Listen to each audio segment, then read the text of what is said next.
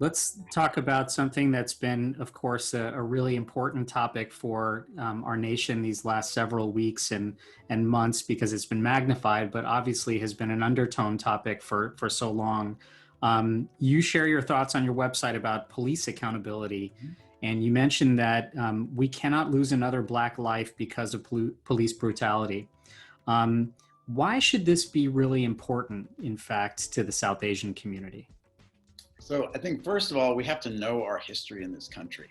Um, in fact, the truth is, many of us, I know I wouldn't be here without the civil rights movement, because the civil rights movement in the 60s directly led to the Immigration and Naturalization Act of 1965, which my father wouldn't be able to immigrate here in 1969 without that. In the 1940s, all of us, it was illegal for anybody who wasn't white to become a US citizen. We had to fight to change those laws to open that space to become the diverse society that we are today.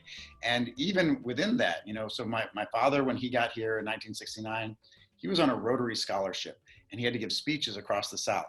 At a Rotary club in Mississippi, he was in the bathroom and someone came in and shoved him against the wall and told him he was in the wrong restroom.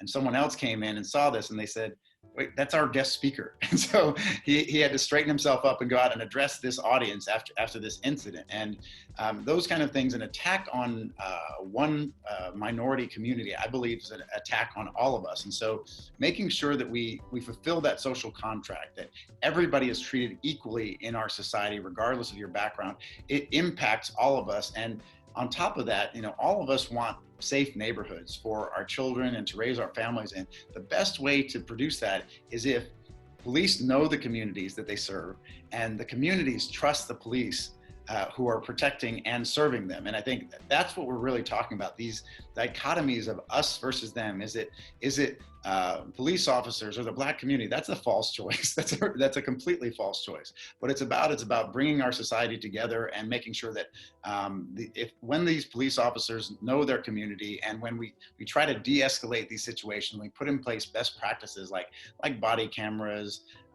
like training on de-escalation and making sure that you remove the people who do get involved in these incidents again and again, and they don't get passed from department to department. What that does is it restores that faith, that social contract, that trust that these are the people who are protecting and serving us.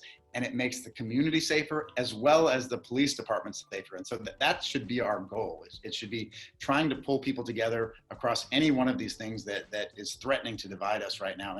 And for the South Asian community in particular, I think we have a tremendous role to play as allies in this, because an attack on African Americans in Charleston, an attack on Jews in the synagogue in Pittsburgh, an attack on Latinos in El Paso, that's an attack on all of us as a society. And I think we need to hold up that value, that equality.